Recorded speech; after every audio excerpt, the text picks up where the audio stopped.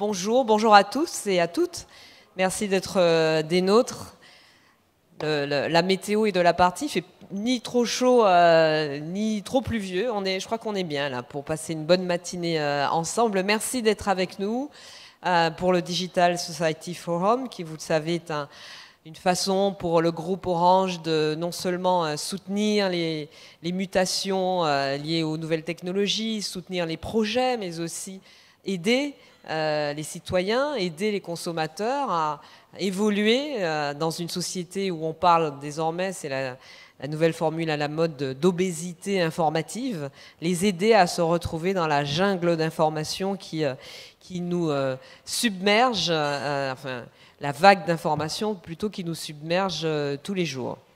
On va parler aujourd'hui de diaspora, on va parler aujourd'hui de la façon dont les nouvelles technologies ont changé les déplacements de population, les mobilisations, ont fait évoluer la façon dont les idées se diffusent dans le monde, la façon dont les populations elles-mêmes se dispersent. C'est la traduction française peut-être la plus appropriée pour le mot diaspora. On en parle ici ensemble, on en parle sur les réseaux sociaux avec, alors que je ne me trompe pas, le mot dièse DSF diaspora au pluriel, DSF diaspora en un seul mot. On en parle avec le Facebook Live. Oui, je dis mot dièse, hein, je ne dis pas hashtag. C'est un petit côté défense de la langue française. Et puis c'est joli mot dièse, voilà, c'est musical. Plus musical que hashtag. On en parle avec nos invités dans un instant. Vous êtes là, vous avez vu la programmation de notre plateau et vous savez à quel point nos invités sont de haute volée ce matin. Et on en parle aussi tout de suite, en quelques mots, avec notre hôte, Monsieur Jack Lang, que je vous demande d'applaudir et d'accueillir, qui viendra lancer ce forum, le directeur de l'Institut du monde arabe. S'il vous plaît, merci. Bienvenue à Orange, qui nous soutient souvent. Cette année encore pour l'exposition sur les trésors de l'islam en Afrique. Et si vous disposez de quelques temps après votre colloque, vous êtes les bienvenus pour la découvrir. Alain Mambankou, qui a animé 3 grands colloques sur le thème justement des liens entre l'Afrique, le monde arabe et l'islam. Ça a été une merveille de bonheur intellectuel pendant 3 dimanches. Vous en parlerez mieux que moi. Je veux dire aussi que vous nous aviez beaucoup aidé pour l'exposition Osiris, mystère englouti de l'Égypte. Et nous recevrons M. Bruno Mettling le 19 septembre prochain lors d'un grand forum économique qui va clore cette saison africaine consacrée au développement des échanges entre la France, le monde arabe et l'Afrique. Un mot simplement pour vous dire, d'abord, je salue Christine Albanel, et c'est une chose par elle-même symbolique et emblématique qu'une personnalité culturelle d'envergure intellectuelle ait été embarquée, si je veux dire, dans cette magnifique aventure. Et vous établissez le pont entre culture, technologie, internationalisme, et je suis très heureux de vous dire mon amitié en cet instant. La démarche du groupe Orange est remarquable. C'est une initiative inédite qui accompagne la révolution numérique. Et je crois que votre réunion, d'autres initiatives, nous aideront à donner des clés de compréhension sur les grands défis de société, à encourager les échanges entre chercheurs, acteurs économiques et citoyens. Et c'est heureux que vous ayez choisi Lima, non seulement parce que cette maison est ce qu'elle est par son architecture, mais aussi par rapport au thème qui est le vôtre aujourd'hui. Nous favorisons ici, j'allais dire presque chaque jour, à travers des rencontres, des colloques, des forums, le dialogue entre les cultures, comme on dit, et le thème des migrations dans tous les sens du mot, migration intellectuelle, migration littéraire, migration physique, migration économique, est constamment présent dans cette maison. C'est aussi une bonne nouvelle que de constater que Mme Audrey Pulvar est elle-même très impliquée sur ces sujets. Je salue évidemment les internautes, puisqu'il paraît que au moment où nous nous exprimons, nous sommes retransmis par la grâce et la magie. Alors, salut les internautes. Je ne sais pas si vous... Dans le monde entier, alors, il y en a certains qui dorment, j'imagine, quand même. Voilà, écoutez, je crois avoir, non pas tout dit, mais dit l'essentiel pour être un hôte à la hauteur de la brillante société que vous réunissez.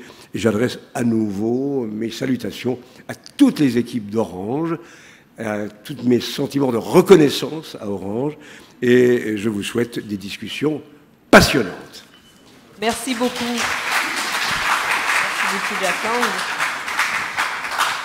Finalement, un ancien ministre de la Culture va succéder une ancienne ministre de la Culture, Christine Albanel. Merci de nous rejoindre. Vous êtes directrice de la RSE, la responsabilité sociale des entreprises, de la diversité des partenariats et de la solidarité pour le groupe Orange, et également ancienne ministre. C'est à vous. Merci beaucoup. Merci beaucoup effectivement à Jack Lang de nous accueillir. Bravo pour rouvrir les mouches à rabier. Et j'ai entendu qu'il allait faire une fête des Lumières. Donc je pense que ça va être une concurrence directe à la fête des Lumières de Lyon. Avec Jack Lang, c'est toujours des nouveaux défis. Écoutez, on est toujours ravis, nous, de venir, c'est vrai, à l'Institut du monde arabe et d'être un peu compagnons de cet institut. On l'a été sur un effet d'exposition Osiris, qui était inouï, sur actuellement celle des trésors de l'islam en Afrique, absolument splendide. Allez-y, moi j'avais été enthousiasmée. C'est une extraordinaire exposition. Et puis c'est vrai qu'à la rentrée, il y aura un forum économique et que nous sommes également heureux d'y participer. Aujourd'hui, on est ravis de se retrouver. Je salue également, donc évidemment, toute l'assistance, mais aussi les internautes, puisqu'en effet, c'est retransmis sur le site de DSF, mais orange.com également, en direct. Sur une thématique très riche, c'est-à-dire le numérique rend-il cosmopolite. Alors, au fond, pourquoi l'organiser? Tout simplement parce que on a considéré qu'un grand opérateur de télécommunications, qui en plus est un ancien service public, qui a vraiment un rôle d'opérateur historique, qui était un acteur de la révolution numérique, ça avait du sens de s'interroger un peu sur les conséquences justement de cette révolution numérique pour nos vies personnelles à tous, puis pour des grands secteurs finalement de nos vies en société, et puis de le faire comme ça de façon complètement citoyenne. On avait commencé au départ modestement par des petits déjeuners de réflexion, c'était avec Armel Pasco notamment, Valérie Tiaco et toute une équipe. Et puis on a eu envie de monter en puissance et d'élargir. On avait fait un colloque assez important au Musée de l'Homme, qui était d'ailleurs en train de rouvrir, sur la thématique emploi et numérique. On l'avait fait avec Philippe Aguillon, avec Augustin Landier de la Toulouse School of Economy, Georges Plassat, Sébastien Bazin, etc. On a fait il y a quelques mois, alors ça c'était en décembre, une autre session sur le thème numérique et démocratie. Bon, vous voyez bien pourquoi, on était en pleine élection, on sortait des élections américaines, nous étions tous très traumatisés évidemment. On sortait aussi des primaires de la droite et du centre, c'était une période extrêmement politique. Ça avait été un moment intéressant avec Thierry Pech, Thierry Vedel ou encore Axel Dechaise, Léonore de Roquefeuille. Voilà, il y a aussi des ateliers en province qui reprennent un peu ces thématiques, également à l'étranger. Donc je crois que c'est un peu un mouvement de réflexion qui est organisé, qui rencontre toujours beaucoup de succès, sans doute à la mesure des questions et à la mesure souvent des inquiétudes d'ailleurs qui sont celles des gens. Et aujourd'hui, donc, c'est le numérique rend-il cosmopolite?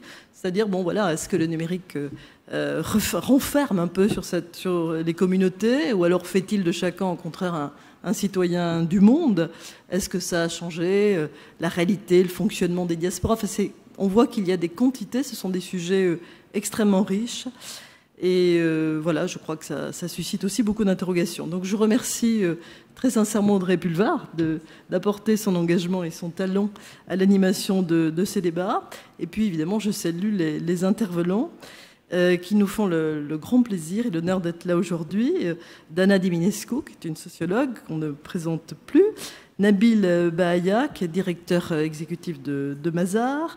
Abdoulaye Nyong, socio-anthropologue, professeur à l'Université Gaston Berger du Sénégal, et puis Alain Mabonkou, avec une petite mention spéciale affective, parce qu'Alain Mabonkou a été récemment membre de notre jury pour le prix Orange du livre, qui a été donné le prix à Louis-Philippe d'Alembert pour Ainsi les ombres s'effacent, qui est un extraordinaire romancier haïtien, ami d'ailleurs que connaît Alain Mabonkou. C'est vraiment un très grand livre. C'est pas pour faire la pub du prix Orange, mais il est particulièrement réussi. Voilà, donc merci à tous et je vous souhaite des débats riches et féconds. Merci. Merci beaucoup, Madame Albanel. Alors, il y a des gens comme ça, on ne sait pas ce qu'ils ont. Et ils sont peut-être nés avec des gens comme Alain Mabonkou. Tout le monde les aime.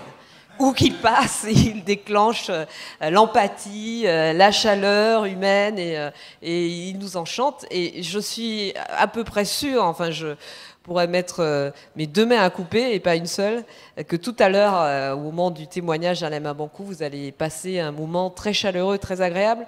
Et ça va d'ailleurs commencer l'agrément et la chaleur et le niveau élevé des débats avec nos premiers intervenants. Ils vont nous rejoindre sur scène, Dana Dimescu, Nabil Bayaya et Abdoulaye Niang, s'il vous plaît.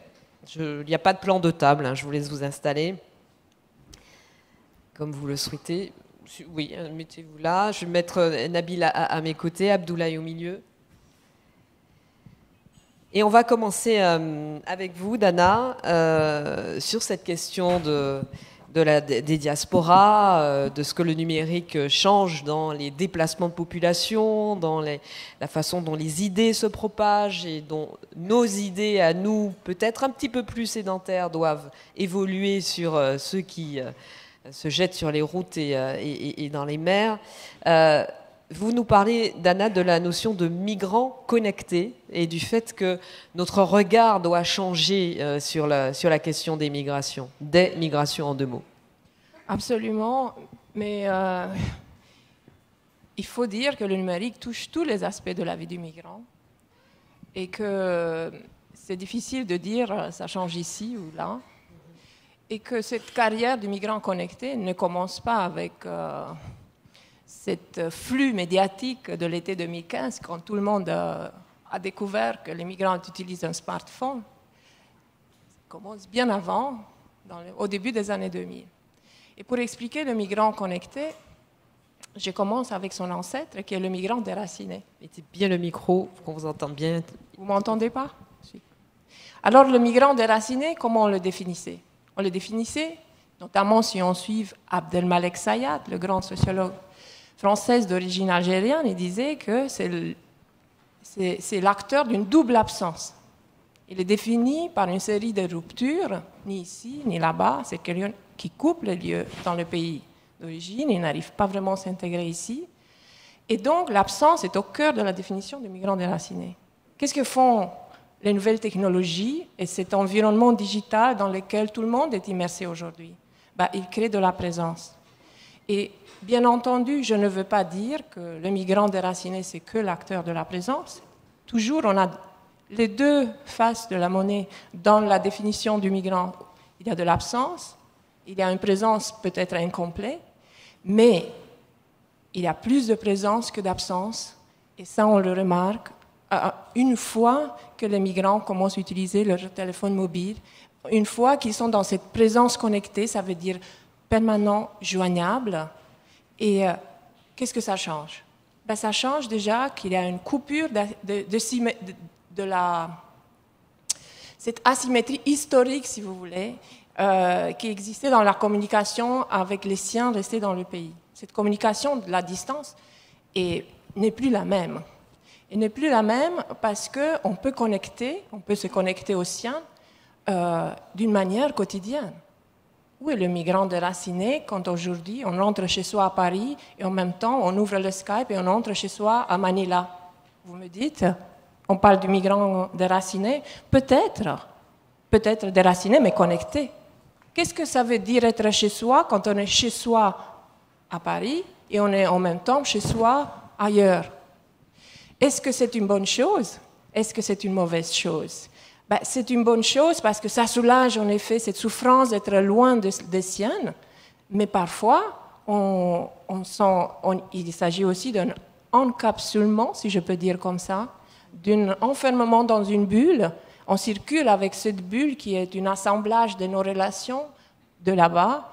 On n'est pas coupé de là-bas, mais peut-être on a encore des difficultés à s'intégrer. Donc les ruptures sont toujours, mais la qualité de présence et la qualité de l'absence changent. C'est ça que les nouvelles technologies apportent. Et je dirais que si la sociologie longtemps a été de migration, la sociologie des migrations, une science de l'absent, des absents, et aujourd'hui, elle devrait être une sociologie qui étudie, qui suit, qui essaie de cartographier les formes de présence. Oui. Je m'arrête? Non, allez-y.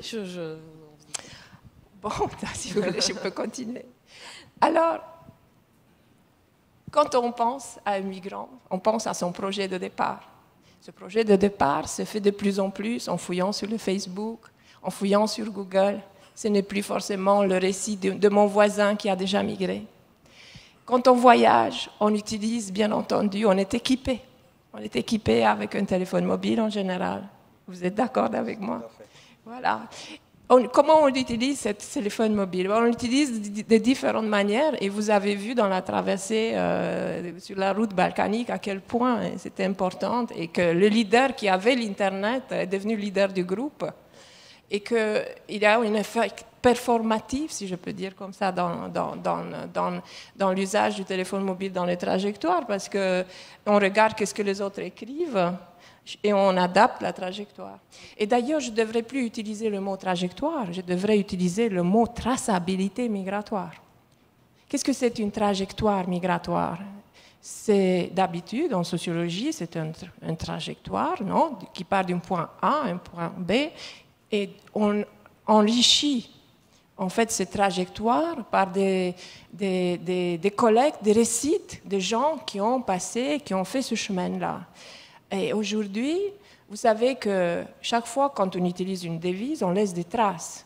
Alors, au fond, aujourd'hui, ce sont les machines qui écrivent, si vous voulez, le journal de ce passage.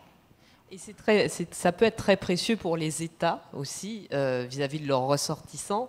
Par exemple, je sais que l'exemple des Philippines et de la façon dont elles tracent, dont les autorités philippines tracent leurs ressortissants est singulièrement souligné dans votre travail.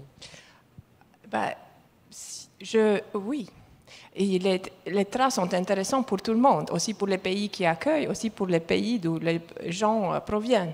C'est ça qui est intéressant. Il y a un contrôle, on parle beaucoup du contrôle des pays qui reçoivent, et on parle de très peu, en fait, de contrôle des pays, en fait, d'où les migrants sont d'origine. Et les Philippines, en effet, c'est un bon exemple, puisqu'ils ont donné à leurs ressortissants qui parlent par une voie légale, un téléphone mobile qui fait à la fois office de passeport, de carte bancaire, de couverture sociale, de carte vitale, de carte bancaire.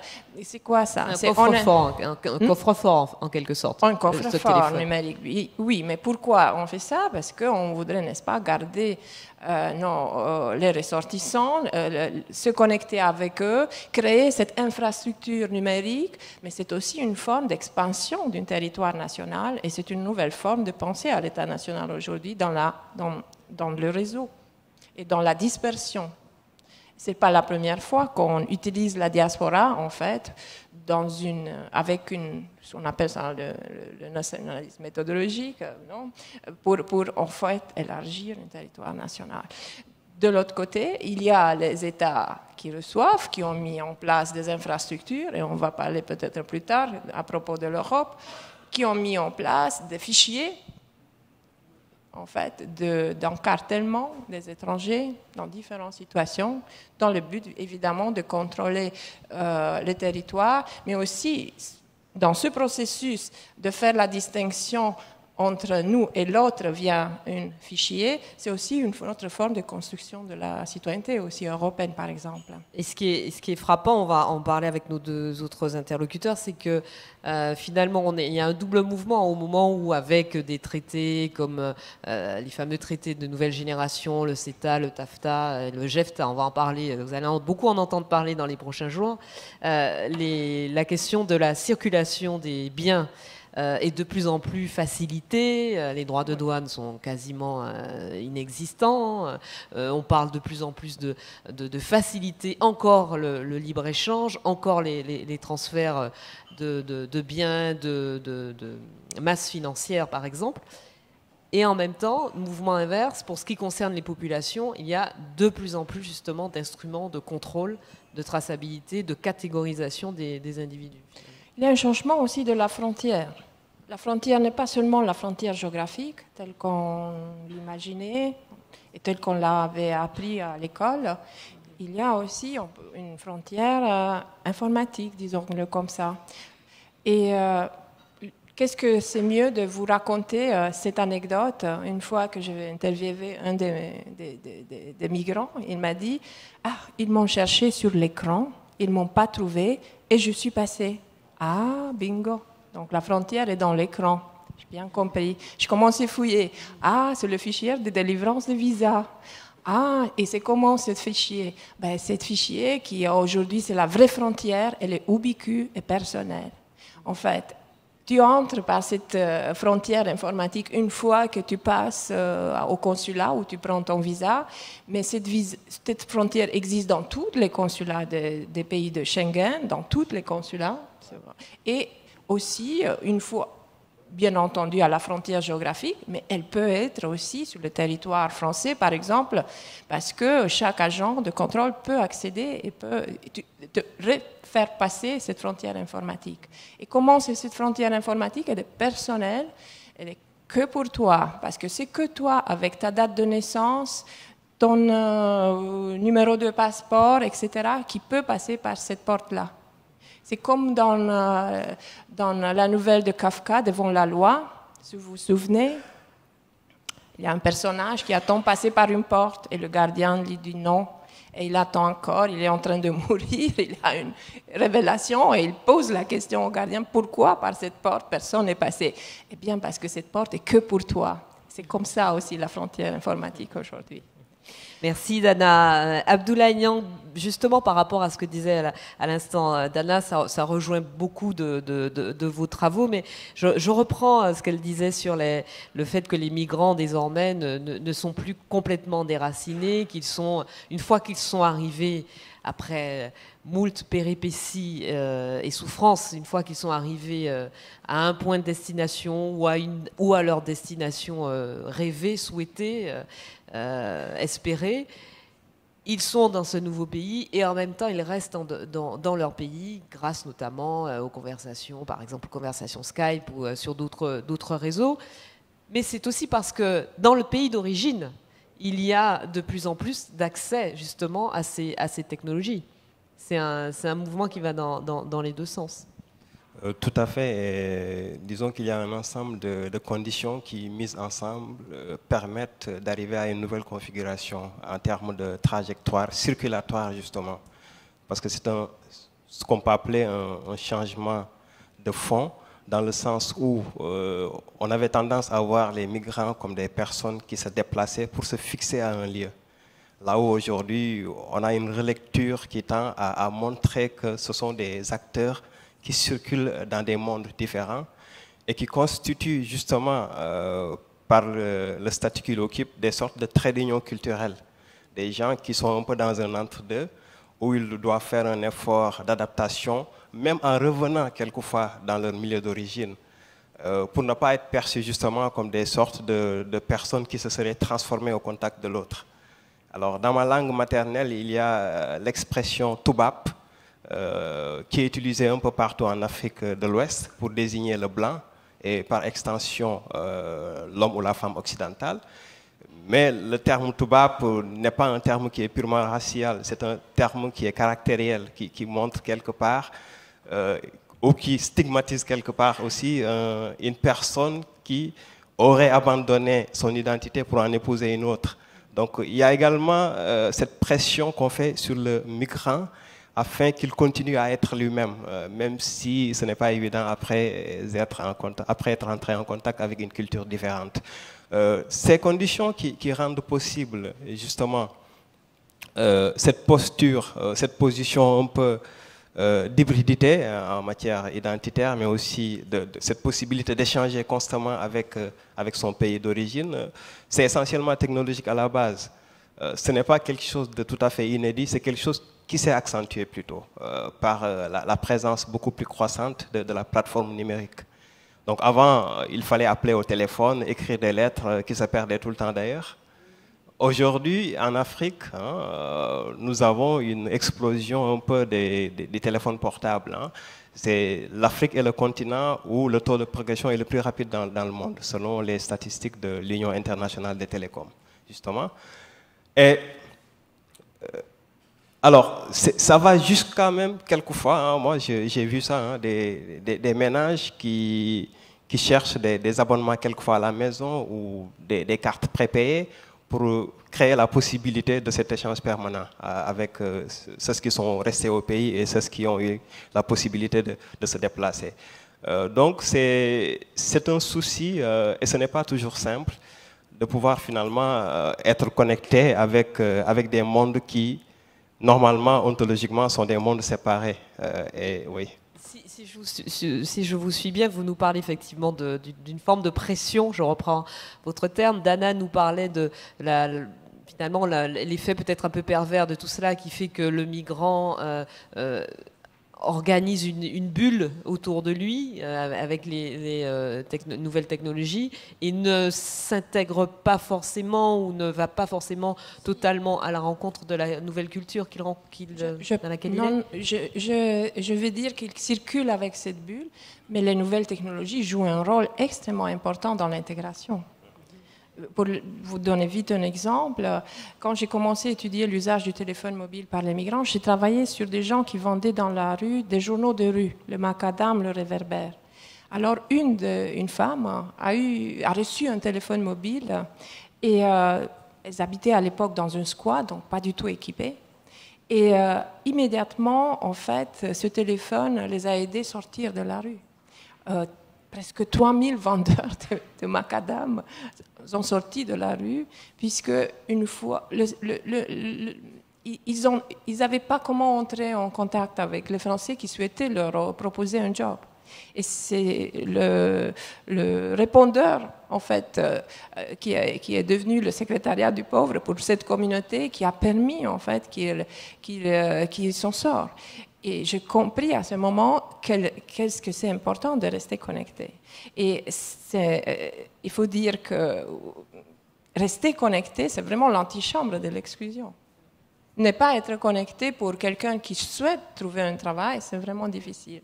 Ne pas être connecté pour ne pas entrer avec les organismes institutionnels qui sont en charge de l'aide sociale, c'est un problème. En même temps, il faut dire aussi que de plus en plus des administrations se sont digitalisées et que ce n'est pas toujours facile d'accéder à ces formulaires et qu'il y a donc d'autres formes d'exclusion et de digital divide qui s'installent de cette manière-là. D'accord, parce que justement, en fait, vous avez devancé ma question. J'avais l'impression, en vous entendant, qu'il y avait un effet peut-être induit et assez surprenant avec les nouvelles technologies, qui serait finalement de ramener systématiquement le migrant à ce qu'il était ou à sa culture d'origine et peut-être l'empêcher justement de s'ouvrir aux autres. Non, je pense que pour clarifier peut-être mes propos, je voulais quand même ne pas rentrer également dans ce simplisme qu'on a tendance à constater lorsqu'on parle du tout numérique. Ce n'est pas non plus une plateforme qui règle tous les problèmes. Je voudrais attirer l'attention sur le fait que ce soit aussi une situation assez ambiguë, qui est vécue certes du point de vue de la facilité que cela peut créer en termes de connectivité avec la communauté d'origine et avec aussi les services institutionnels qui sont liés à l'immigration, mais que ce n'était pas la solution à tout. Maintenant, pour revenir à ce contexte de facilitation, il faut dire que en Afrique subsaharienne, en tout cas, la plupart des ménages ont des revenus très limités. Mais même les tout jeunes qui ont encore peut-être des revenus plus limités, en général, ont des téléphones portables. Hein. C'est considéré aujourd'hui comme l'artefact par excellence qu'il faut absolument avoir. Pour une raison, peut-être, on aura l'occasion de revenir sur certaines de ces raisons. Mais dans le contexte également, le fait qu'il y ait une généralisation des cartes prépayées, avec la possibilité d'acheter des crédits, comme avec ce qu'on appelle le CEDO, dans ma langue, ça veut dire le partage d'air, avec des sommes aussi modiques. 200 francs CFA, 300, c'est même pas 50 centimes en fait, en réalité, rend la chose beaucoup plus accessible en tant que telle. Et donc ça, ce sont des conditions. Mais ce sont des conditions aussi qui sont diversement vécues selon les statuts différentiels des migrants. Parce qu'on parle beaucoup, et c'est peut-être un effet médiatique, des migrants tels qu'on les connaît très habituellement, ceux qui partent sur des bateaux, qui sont dans une indigence qui les pousse à certains extrêmes. Mais il y a également ce qu'on peut considérer comme les migrants hautement qualifiés, qui ne s'inscrivent pas tout à fait dans les mêmes modalités actionnelles que les autres. Voilà. Vous parlez aussi beaucoup, Abdoulaye Niang, de la mobilité des idées. Quand je vous entendais à l'instant nous dire qu'il y a partout des téléphones, que les migrants sont très connectés, que ça dépend du statut aussi du migrant. J'aimerais que vous nous parliez de la façon dont cette mobilité connectée, ou même sédentarité connectée, pour ceux qui restent, est reçue par les États. Parce que ces technologies, elles font donc circuler les idées, elles sensibilisent, hein, je reprends votre expression, elles sensibilisent les citoyens. Oui, c'est un enjeu de pouvoir qui est évident et qui rencontre aussi, je pense, d'un changement, je dirais, sans trop exagérer, d'un changement paradigmatique en matière de distribution de l'autorité. Déjà, pour en revenir peut-être au contexte un peu, disons, socio-anthropologique de nos sociétés, sont des sociétés qui sont traditionnellement dominées par une certaine gérontocratie, où les jeunes ont peu de possibilités d'accéder en fait, à l'expression publique de leur opinion. C'est ce qu'on appelle communément en anthropologie et en sociologie des cadets sociaux. Alors, la donne a beaucoup changé et aujourd'hui, ces jeunes-là se considèrent comme des citoyens à part entière, mais plus encore comme des citoyens qui devraient même prendre la relève des leaders qui les ont précédés, parce que ces leaders auraient montré leurs limites après plusieurs générations d'exercice du pouvoir. Vous voulez dire qu'ils sont aussi jeunes et déjà en marche, c'est ça? Bon, c'est vrai que ça tombe dans le sens pour la France qui a un président très jeune. Je ne suis pas la seule à y avoir pensé en vous entendant. Mais il y a quand même une lutte dans cette arène politique de légitimité par rapport au fait d'avoir un statut de cadet social et de pouvoir prétendre à être celui qui se prononce sur la direction que la société devrait prendre, avec bien sûr une utilisation assez importante des technologies. Alors, il y a les réseaux sociaux, bien entendu. Il y a, puisque vous êtes journaliste, je donne un exemple sur ce qu'on appelle le journal télévisé râpé, qui est extrêmement populaire, hein, qui est tellement populaire que ça a été repris dans d'autres pays comme la Jamaïque, hein, en Côte d'Ivoire, etc., et où des artistes rappent sur un beat. Oui, et font un journal télévisé grandeur nature. Mais c'est plus suivi que le journal télévisé. Pour ça, aux 20h de TF1, je pense que ça changerait un peu. Donc ça joue un rôle important sur, en tout cas, un discours alternatif par rapport au discours officiel. Et c'est en cela que ça constitue aussi une niche de pouvoir potentielle pour les jeunes. Nabil Bayaya, c'est justement le cœur d'une partie de vos réflexions, c'est ce que vous appelez les disruptions d'autorité, le fait comme ça que grâce aux technologies de l'information et de la communication, non seulement des populations, on va en reparler aussi avec Abdoulaye Niang, des populations se mobilisent plus facilement, remettent en cause le pouvoir, mais à tous les échelons de la société, il y a cette remise en cause, le fait de remettre en cause l'ordre établi grâce aux technologies de l'information et de la communication. Effectivement, si je reviens à ce que disaient Dana et Abdoulaye de ce parcours, en tout cas à ces âges qu'ont traversé les immigrés d'un âge où effectivement on les considérait comme déracinés,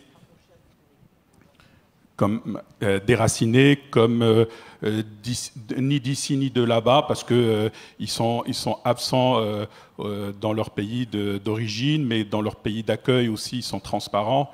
Et cette absence, en tout cas, de référentiel culturel construit et homogène. Ce deuxième âge aussi où le migrant connecté à cette double présence ou cette coprésence en même temps d'ici et de là-bas à travers cette traversée rapide des frontières, que ce soit au plan virtuel, à travers les connexions quotidiennes, les échanges, que ce soit des échanges économiques, d'informations et autres. Je pense que ces deux notions sont aujourd'hui désuètes. Aujourd'hui, le migrant, et surtout le migrant qualifié, et par conséquent très rapidement les autres, vont, à travers, je dirais, cette distribution des modèles économiques, des modèles d'autorité, vont devenir des migrants cosmopolites. Parce qu'aujourd'hui, le migrant a déjà intégré dans une capacité de mobilité intellectuelle, de mobilité physique. Il voyage facilement, il apprend facilement d'autres cultures, d'autres langues, et donc ça lui donne pas une double culture, mais une polyculture, une capacité à comprendre très rapidement les autres. Et aujourd'hui, si on fait le lien avec d'autres évolutions, que ce soit le rapport aux États-nations, le rapport aux religions, on le voit aujourd'hui, il y a une tension autour des religions, ça veut dire que ce référentiel religieux a tendance à être moins important dans la vie, le quotidien de tous les citoyens, des citoyens du monde. On voit aussi le rapport à l'État-nation qui est en train aujourd'hui de s'effriter. Bien entendu, peut-être qu'il va encore se remobiliser, trouver de nouveaux ressorts pour revenir et reprendre un peu le leadership comme étant un référentiel d'autorité. Et aujourd'hui, si on regarde un peu cette nouvelle génération extrêmement cosmopolite, très mobile, et on le voit d'ailleurs, les migrants ou ceux qui ont cette expérience migratoire réussissent plus facilement dans cette mondialisation, dans cette globalisation. Alors on peut prendre des exemples extrêmement symboliques. Je prends Carlos Ghosn, qui un Libanais, Français, Brésilien, qui a travaillé au Japon, qui est patron d'une entreprise. Et si vous parlez à Carlos Ghosn, vous lui dites qu'est-ce qui est important pour vous, il va vous dire c'est mon entreprise. On voit cet enjeu économique qui devient plus important que le référentiel religieux, État-nation, même parfois identité culturelle. Et donc cette pluriculturalité va amener une nouvelle distribution, une nouvelle configuration du monde où le migrant, et au-delà de tous les citoyens, parce qu'aujourd'hui, le numérique impacte tout le monde, n'impacte pas que la diaspora ou les migrants, impacte tout le monde, va apporter une nouvelle donne où le citoyen devient un citoyen du monde, et ceux qui vont s'en sortir, c'est ceux qui vont accepter les autres, accepter de remettre en cause leur culture, non pas pour l'abandonner, mais pour intégrer dans une logique additive, dans une approche ou en tout cas une dialectique combinatoire entre différents référentiels sans en faire une allégeance ni à l'une ni à l'autre. Mais vous allez étonner tout le monde ici en disant que la relation religieuse, que l'autorité religieuse est remise en cause, que la question identitaire est en recul. Est-ce que ça veut dire que la France se regarde trop le nombril et qu'elle ne se rend pas compte que dans le reste du monde, ces sujets-là sont traités différemment ? Parce qu'ici, c'est matin, midi et soir, hein, les questions religieuses, les questions d'identité. Non, ça prouve une chose, que c'est quelque chose qui est en perte de vitesse. Que le référentiel religieux, aujourd'hui, s'il y a une tension autour des religions, ça veut dire qu'elle n'a plus cette totale légitimité d'incarner le logiciel de la pensée, le fonctionnement Ce sont les individuel dernières et... crispations. Comment ? Ce sont les derniers soubresauts, les dernières Je pense que c'est une excitation qui est annonciatrice d'une forme de, je dirais, de désacralisation de ces référentiels au profit de référentiels plus humanistes, plus civilisationnels. Nous sommes une seule civilisation, c'est la civilisation humaine. Nous devons nous regrouper autour de valeurs civilisationnelles, humaines, au-delà de tous ces référentiels. Donc je pense qu'aujourd'hui, le rapport à l'État va commencer à s'appauvrir. Aujourd'hui, on voit d'autres forces, je dirais pas économiques, mais c'est les forces des réseaux. Aujourd'hui, on voit des technologies comme les blockchains qui commencent à bouleverser le rapport au tiers de confiance. L'État est un tiers de confiance, parce que souvent, il incarne cette forme d'autorité, cette forme de, je dirais, protection des droits. Dans les démocraties. Dans les démocraties, oui, effectivement, les autres vont y arriver. Mais justement, les technologies et le numérique vont contourner et rattraper le retard que certaines démocraties faibles ont perdu, en tout cas, n'ont pas réussi à avoir. Je pense que les technologies de l'information vont pouvoir apporter à ces démocraties naissantes et aux anciennes une capacité de mettre les citoyens en réseau, de mettre les acteurs économiques en réseau, de leur donner cette dimension tiers de confiance, d'abolir ces asymétries d'information qui constituent un enjeu de pouvoir très important, que ce soit pour les États, pour les entreprises, pour des organisations religieuses, cette asymétrie d'information qui aujourd'hui est complètement mise à plat, parce qu'on a accès à l'information, on a accès à la vérité. Dana Dimescu, vous tempérez peut-être un peu le bilan ou l'enthousiasme de Nabil Bayaya. Je ne vous voyais pas toujours d'accord avec son propos. Je ne dirais pas. Bon, il faut nuancer un peu. Il y a des bonnes choses et des mauvaises choses dans la technologie. Il y a un empowerment dans ce que les technologies apportent, peut-être aussi dans le religieux. On peut observer aussi des bulles religieuses, mais aussi du cosmopolitisme à l'intérieur d'une bulle. Si vous regardez qui sont les amis des amis sur Facebook, souvent, là, vous voyez une petite bulle cosmopolite et les gens circulent à l'intérieur et avec cette bulle. Mais vous avez aussi des formes de ghettoisation nouvelles que les nouvelles technologies apportent. De même que rester connecté à distance avec la famille, c'est une bonne et parfois une chose qui peut peser. Et je vais donner de nouveau des exemples parce que comme ça, on comprend vite. J'ai interrogé une dame qui habitait à Lyon, sa mère au Maroc. Alors, le matin, chacune ouvre le Skype et ils se mettent ensemble toute la journée. Ils font du travail et l'écran reste ouvert. Sauf que la mère vit avec son frère et la belle-sœur de la dame qui est à Lyon et qui tout d'un coup subit toujours l'œil de la belle-sœur sur sa vie quotidienne. Et ça la gêne. Je peux vous donner un bon exemple. Une migrante tunisienne n'arrive pas à s'intégrer bien et tombe dans l'alcoolisme. Et la famille, qu'est-ce qu'elle fait ? Elle essaye de le garder près d'elle chaque soir quand il rentrait de son travail. Et ils se roulaient tous devant l'écran pour le garder à la maison, pour qu'il ne s'en va pas ailleurs et boire. Et ils l'ont sorti de l'alcoolisme. Donc, il y a des situations et des situations. Il ne faut pas dire, voilà, les technologies sont bonnes ou mauvaises. Elles augmentent quelque chose, elles changent quelque chose. Et le lien, une des reproches qu'on m'a fait quand j'ai avancé mes théories sur le migrant connecté, il me disait, mais le lien était toujours là, regardez les lettres que les migrants écrivaient à leur famille. Oui, le lien était fort, mais le changement essentiel, c'est que on ne le cultivait pas et on ne le pratiquait pas d'une manière quotidienne. Aujourd'hui, tous les jours, on peut en fait rendre une visite à sa famille. Et ça, c'est un changement vraiment radical. Il y a des gens qui me disent, on est rentré dans le pays et on n'avait rien à se raconter parce qu'on s'est dit tout.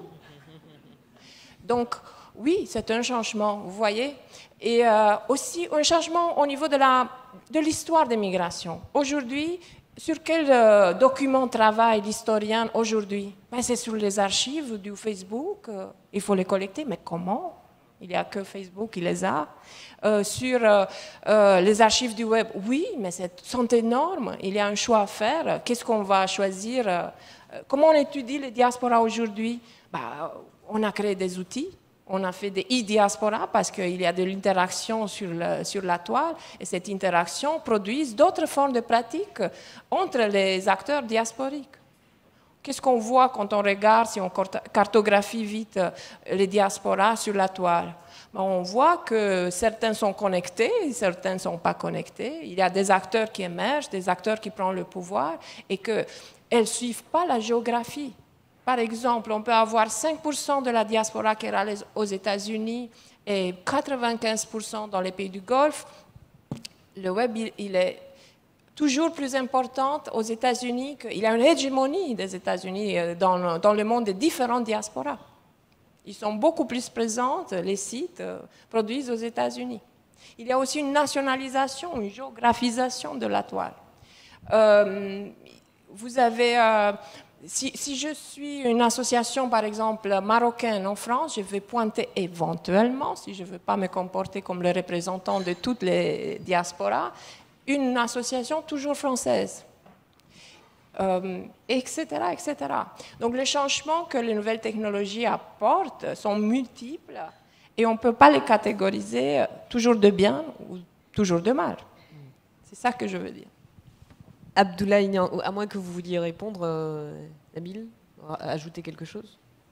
Non, effectivement, le web apporte, je dirais, son lot, le numérique apporte son lot d'éléments positifs, cette accessibilité, ce partage, mais aussi, effectivement, cette proximité oppressante au quotidien qui peut, à un moment donné,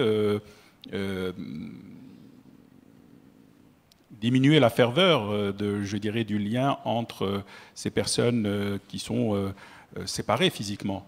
Mais je pense que c'est une réadaptation qui doit être faite parce que l'apport de ces technologies, que ce soit pour les démocraties, aujourd'hui on voit dans certains pays la mobilisation de diaspora pour ou contre un régime, pour ou défendre un certain nombre d'idées.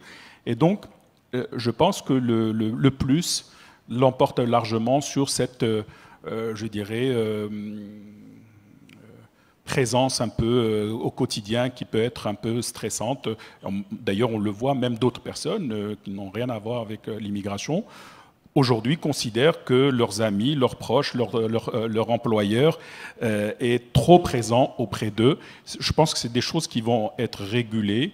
Il y a une discipline à avoir et à partir de là, utiliser la technologie à bon escient. Mais en tout cas, le processus technologique, il est irréversible. Alors, faisons en sorte qu'il apporte du bien pour individuellement et collectivement. Un mot de Dana. Juste pour conclure cette séquence, je dirais que, vous savez, toujours le migrant avait un contrat informel avec la famille qui restait au pays et qui se manifestait surtout par le transfert d'argent. Mais aujourd'hui, il y a un autre devoir qu'il a, et c'est le devoir de présence, si vous voulez. Et c'est vraiment le deuxième travail du migrant. Il travaille lourdement pour gagner sa vie, mais il doit ensuite travailler pour garder ce lien. Et c'est un lien qui se travaille. Ce devoir de présence est important. Parfois, il est bien vécu. Parfois, il est pesant, comme vous dites. Et c'est vraiment vécu comme un travail, finalement. Abdoulaye Niang, vous faites un petit peu le lien entre Nabil et Dana avec vos travaux, justement, sur l'influence des technologies de l'information et de la communication sur la propagation des idées, la mobilisation des populations, encore une fois. Oui, je pense qu'il y a beaucoup à dire sur ce qui est en train de discuter ici, notamment sur la manière dont on pourrait catégoriser ce que j'appellerais moi tout simplement les usages. En fait, c'est une question d'usage. Hein. Il y a un potentiel qui est là et ça dépend maintenant de la manière dont ce potentiel-là est mobilisé. Dans cette mobilisation, justement, et dans cette possibilité d'utiliser le numérique pour créer des liens fédérateurs entre des communautés, Il y a plusieurs exemples qu'on peut donner. Moi, ce qui m'intéresse le plus dans mes travaux, ce sont surtout les mouvements d'activistes de jeunes à travers l'Afrique. Alors, je m'inspire beaucoup de ce que je vois d'habitude pour développer. Je partirai de l'exemple de la RDC, avec le collectif Filimbi. Je pense que ça veut dire sifflet en swahili. D'ailleurs, quand on regarde le logo du collectif, on a un sifflet qui est en couleur rouge, c'est très symbolique, et on a une main qui brandit un carton rouge également. Alors, rien que dans la symbolique, je crois que ça signifie beaucoup de choses. Hein. Un carton rouge, un sifflet d'avertissement, un carton rouge de la part d'un acteur qui joue un rôle d'arbitre par rapport à des enjeux qui constituent des enjeux de survie pour toute une société et qui dit à un moment, ça suffit, et qui en appelle à la mobilisation générale pour que ça s'arrête effectivement. Alors, si on prend justement ce collectif Filimbi, hein, dont une bonne partie des membres avaient été arrêtés par le gouvernement à RDC, pas seulement d'ailleurs, même des diplomates, hein, dont des diplomates américains, des journalistes avaient été arrêtés. Ils avaient invité d'autres collectifs de jeunes, en l'occurrence le mouvement Y en a marre du Sénégal et le mouvement du Balai citoyen du Burkina Faso, qui est un acteur majeur dans le départ de Blaise Compaoré.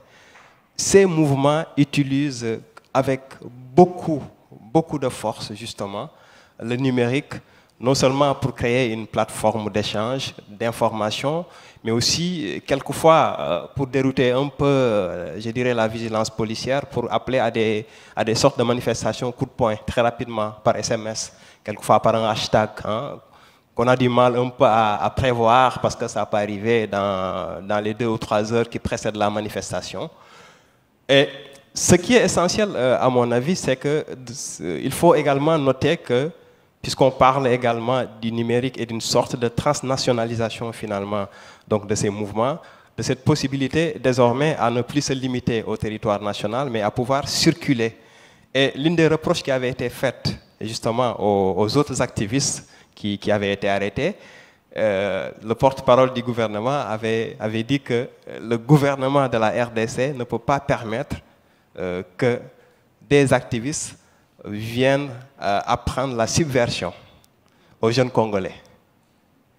Il y a donc une circulation, hein, parce qu'on parle beaucoup de circulation, il y a une circulation aussi de ces activistes. Par exemple, des membres de Filimbi, un membre en l'occurrence, était venu au Sénégal quelques mois plus tôt pour suivre un atelier de formation animé par Y en a marre. De même, il y avait des échanges aussi entre des membres de Filimbi. Filimbi, c'est un collectif hein, avec lutte pour le changement, la Lucha, qui est peut-être la composante la plus connue. Mais il y a également Jeunesse pour une nouvelle société, JNS, et puis un troisième acteur. Il y avait aussi des ateliers de formation qui avaient été organisés entre Y en a marre, des membres de Y en a marre du Sénégal, qui existent depuis 2011, et le collectif du Balai citoyen burkinabé qui a été mis en place entre 2013 et 2014 à peu près. Donc c'est aussi cette transnationalisation en fait, de l'activisme et sous différents registres, même sur le plan de la stratégie communicationnelle, parce que il y a des symboles qui sont manipulés de manière ad hoc selon l'interlocuteur qu'on a en face. Le discours qui est produit, par exemple, en face des nationaux sénégalais, burkinabés, etc., n'est pas tout à fait le même que celui qui est produit en face de représentants des Nations Unies, où on va évoquer des valeurs plus universalistes comme la liberté de la presse, la liberté à disposer soi-même de sa qualité de citoyen, etc., de pouvoir intervenir dans le processus décisionnel. Au Sénégal, on va davantage insister, par exemple, sur le fait que le président est en train de privilégier sa belle famille par rapport à la sphère du pouvoir, etc., etc. Donc il y a une capacité également à saisir les véritables enjeux communicationnels et à pouvoir les utiliser selon les arènes, ce que j'appellerais ici les arènes qui sont considérées. Donc c'est aussi une maturité plus élevée de la part de ces mouvements qui s'appuient à fond sur le numérique pour atteindre un niveau d'efficacité plus élevé. Voilà. Il Il y a les mouvements et puis il y a ce que fait de tout ça, ce que font de tout ça, pardon, les grandes entreprises, les multinationales, les grands groupes, qu'ils soient des groupes de communication ou autres. D'ailleurs, vous nous parliez tout à l'heure, Nabil Bayaya, d'une forme là encore de pression finalement, peut-être un des effets pervers des NTIC, cette forme de pression sur celui qui est parti, sur celui ou celle qui a migré. Moi, je m'interroge sur la façon dont encore une fois, les grands groupes, qu'ils soient des groupes de communication ou pas, s'adaptent aux mutations dont vous nous parliez, s'adaptent pour en tirer profit, que ce soit un profit purement lucratif ou que ce soit une façon d'être au plus près des préoccupations de leurs clients. Aujourd'hui, tout à l'heure, autour de la table, pendant le café, mes confrères ont parlé je dirais, de l'orientation des jeunes sortis d'école, d'ingénieurs ou d'écoles de commerce. Et aujourd'hui, je confirme que l'essentiel de ces jeunes préfèrent aller en start-up, préfèrent aller dans cette nouvelle façon de faire, non pas parce que il y a de l'argent ou parce qu'on peut valoriser, mais parce qu'aujourd'hui, autant j'ai parlé tout à l'heure de distribution ou déconstruction des États ou des religions, aujourd'hui même les multinationales telles qu'on les a connues, je pense qu'elles vont ne pas résister également à cette déconstruction, à cette baisse d'asymétrie d'information, où aujourd'hui, si vous avez besoin, les banques sont construites par de l'asymétrie d'information, le prêteur ne connaît pas l'emprunteur, la banque les connaît tous les deux et joue le tiers de confiance. C'est ça le modèle économique. Et beaucoup de multinationales se sont construites à travers ces asymétries, parce qu'ils savent où sont les ressources, ils savent comment créer les synergies, ils savent comment trouver les économies d'échelle. Et aujourd'hui, les technologies de l'information apportent une nouvelle façon de faire, où la mise en réseau de ces différentes chaînes de valeur permet de créer de la valeur, permet d'être compétitif. Bien sûr, il y aura toujours un intégrateur, quelqu'un qui va rester en bout de chaîne, qui va être le front office. Mais derrière, le sous-traitant qui n'était plus connu, qui n'avait plus de pouvoir, va devenir important. Et donc aujourd'hui, les multinationales ou les grands groupes ont compris ça, ont compris qu'aujourd'hui, le jeune a besoin de quelque chose qui est en rapport avec ses valeurs, sa culture, et que je dirais, le gain économique n'est plus important. Et les jeunes aujourd'hui ont envie de faire ce qu'ils ont envie de faire. D'ailleurs, aujourd'hui, même dans les recrutements, on ne voit plus des recrutements basés sur diplôme, CV, expérience. On se base sur qu'est-ce que vous voulez faire, qu'est-ce que vous avez envie de faire, et à partir de là, on match entre ce que ce jeune a envie de faire, ce qu'il a envie d'accomplir dans sa vie et l'emploi qu'on va lui proposer. Et donc aujourd'hui, cette déconstruction aussi du rapport au travail, du rapport à l'entreprise va changer, et on le voit aujourd'hui, les jeunes préfèrent aller en start-up parce que ça leur plaît. Ils veulent prendre le risque.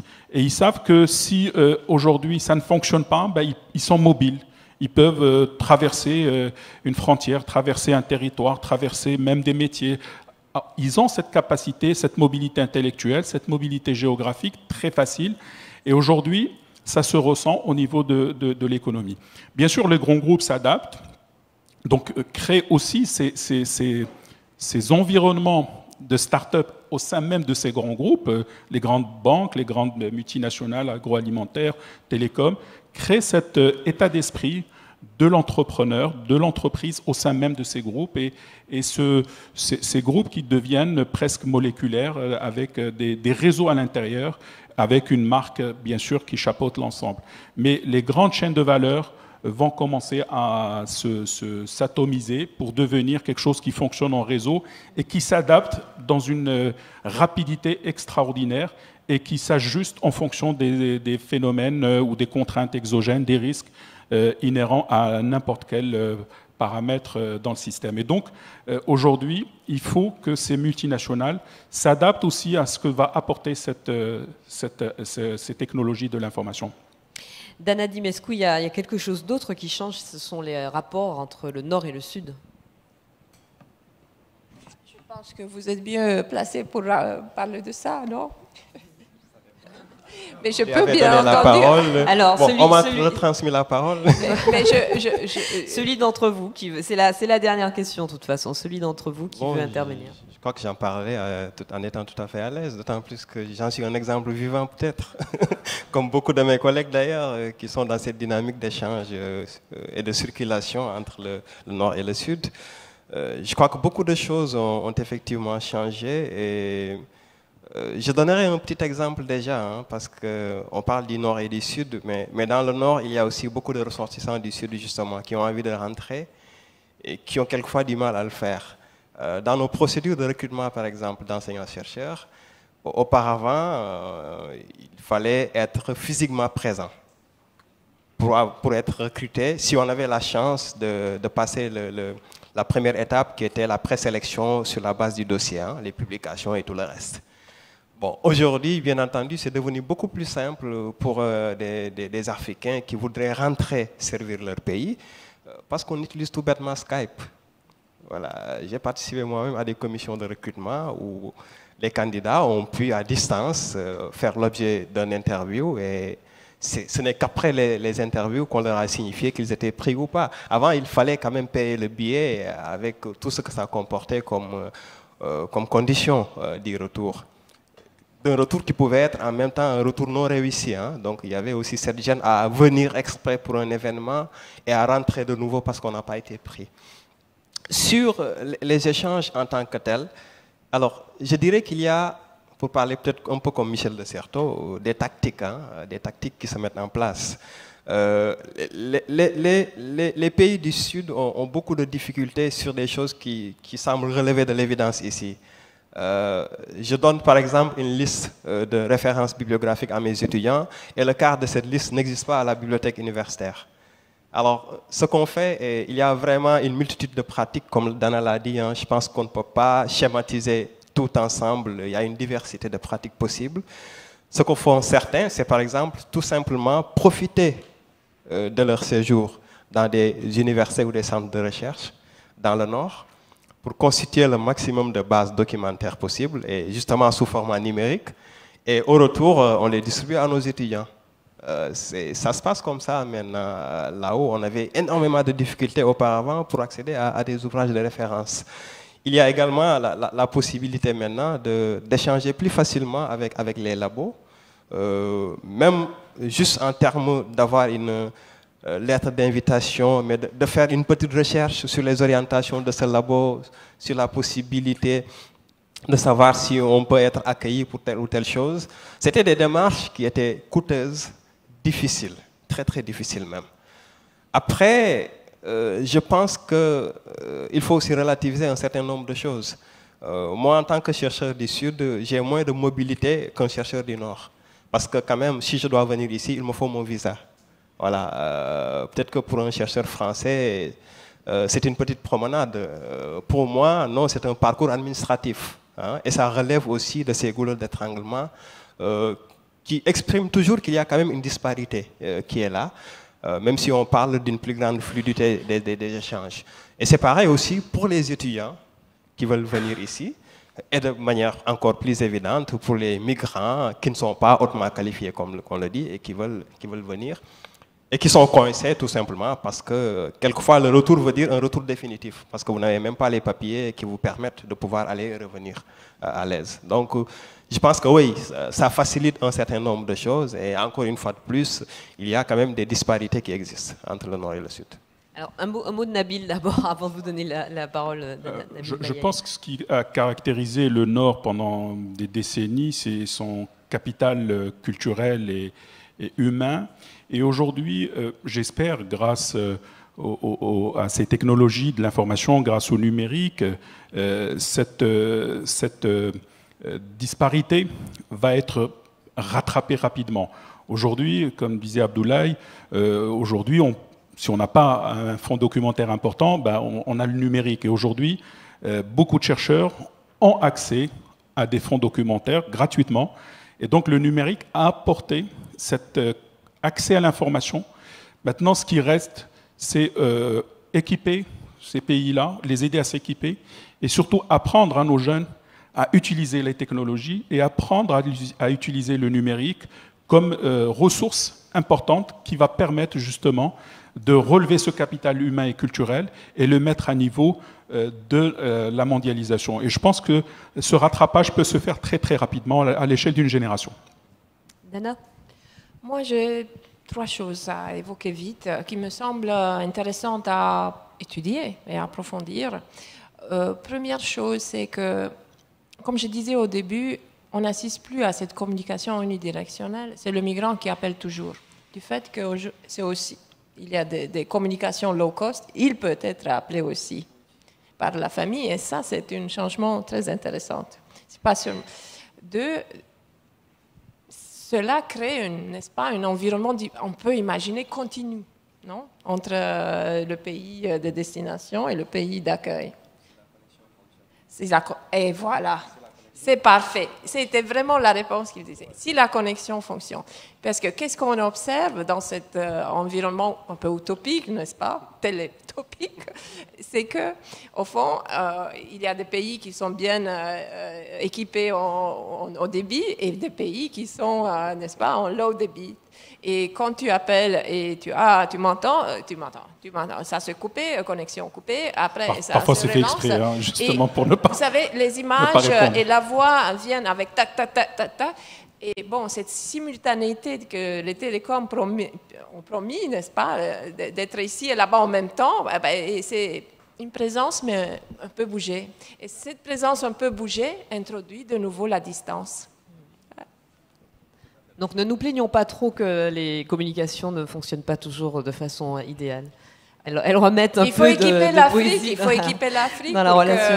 que l'immédiateté est là. Et d'ailleurs, Orange fait beaucoup d'efforts pour équiper l'Afrique, il faut reconnaître. Abdoulaye. Et aussi, vous faites aussi quelque chose qui mérite d'être évoqué ici. Vous avez ouvert différentes applications ou des logiciels que vous développez et que des ingénieurs à distance peuvent aussi développer. Vous ouvrez les IP et ça, c'est très intéressant comme modèle de développement et aussi comme pratique inclusion, non? Oui, quand on était étudiant, on faisait une petite blague sur la rapidité de l'Internet dans mon université. On disait qu'il fallait faire un clic, après aller au Resto U, et puis revenir pour voir la page s'afficher enfin. Bon, je crois que ça a un peu évolué entre-temps. Mais lorsque nous avions voulu, il y a quelque temps, moi je suis dans un département de métiers des arts et de la culture, hein, donc nous avons des étudiants qui font l'option un peu réalisation documentaire en tant que tel. Donc nous leur demandons quelquefois par exemple de poster des vidéos sur un site qui est hébergé par l'université. Mais on s'est rendu compte très vite que c'était impossible, tout simplement parce que le débit ne le permettait pas. Alors, on s'est rabattu certes sur une solution toujours numérique avec une clé USB de grande capacité ou un disque dur externe qu'on remettait à la responsable de classe pour aller collecter les différents travaux. Oui, c'était toujours du numérique, mais il y avait une partie de ce qui était potentiellement possible et qui n'était pas vraiment applicable, hein. Donc, je pense qu'il y a énormément de problèmes quand même sur ce plan. Même, il y a une agence pour le développement de l'informatique de l'État au Sénégal, ADIE, qui prétend, enfin je dis prétend, hein, je mesure mes mots, qui prétend avoir connecté toutes les universités sur le haut débit.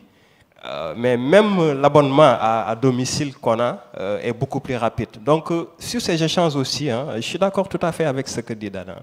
Je pense qu'il y a quand même, selon qu'on soit dans un pays où la connexion est vraiment bonne ou pas, il y a quand même un bémol à apporter à ça. Oui. Merci. Je me faisais la réflexion pendant que nous discutions que quand même une sociologue, chercheuse citoyenne européenne, Dimescu, c'est d'origine roumaine. et un peu italienne, roumaine, un peu italienne, un chercheur travaillant au Sénégal, un dirigeant de cabinet essentiellement marocain, une citoyenne caribéenne discutant à l'Institut du monde arabe à Paris de la question de la diversité et du cosmopolitisme. Je crois qu'on est dans le sujet là. Je crois que on y est là, on y est.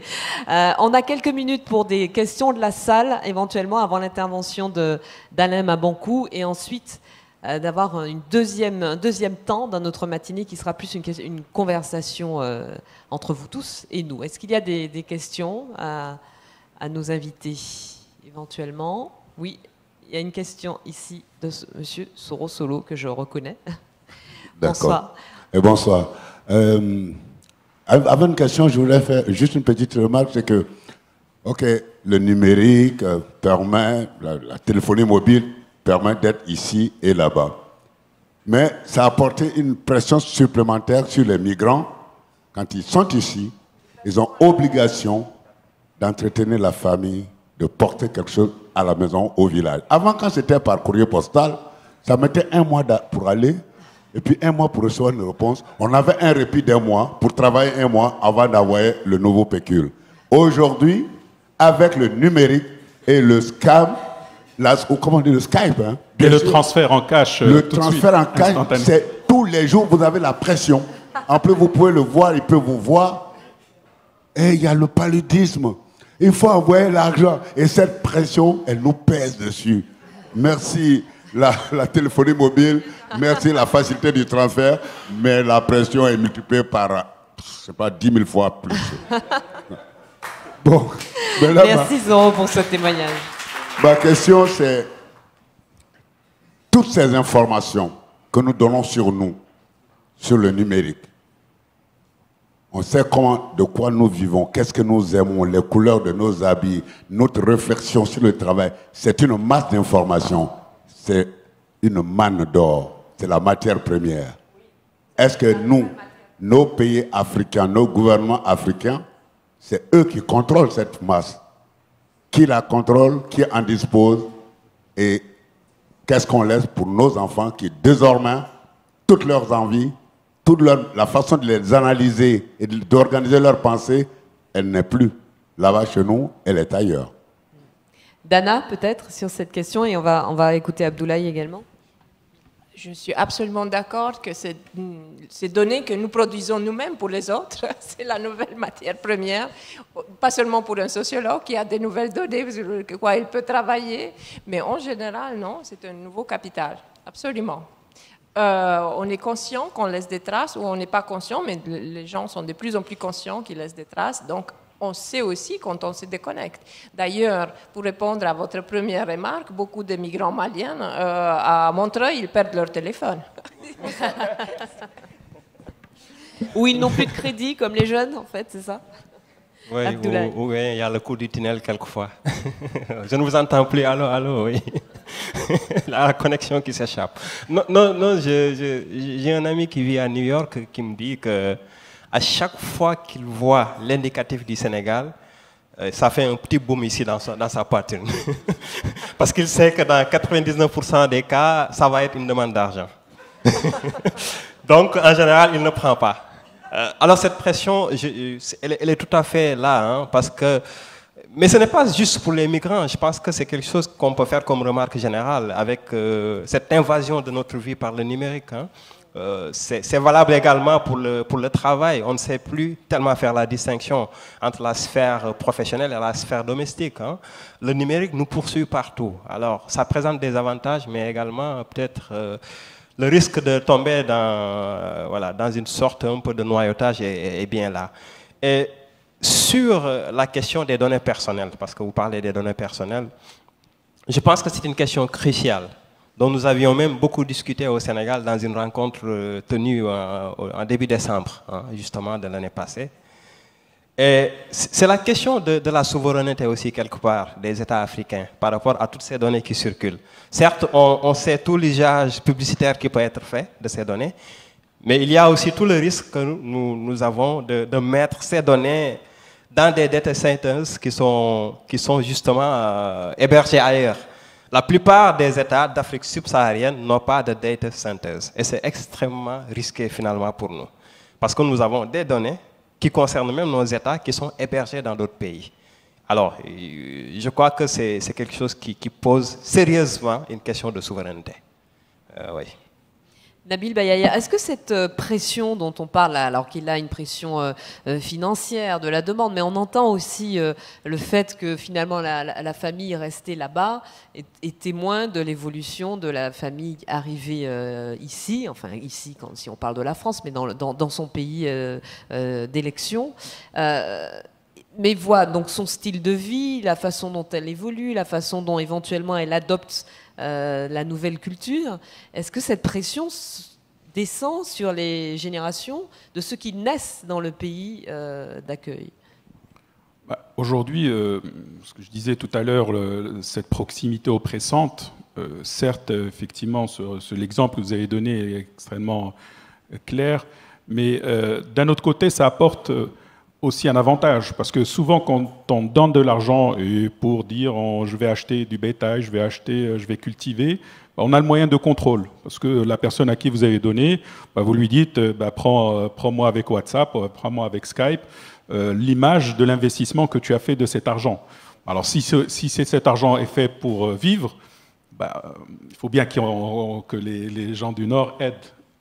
En tout cas, pour l'instant, ceux qui sont restés dans le pays. Et souvent, ceux qui sont partis avec le sacrifice de leur famille qui sont restés dans le pays d'origine. Donc, je pense que ça, effectivement, ça peut générer parfois du stress, mais c'est quelque chose de stimulant, au fait, parce que ça pousse aussi à travailler, à être performant aussi dans le Nord.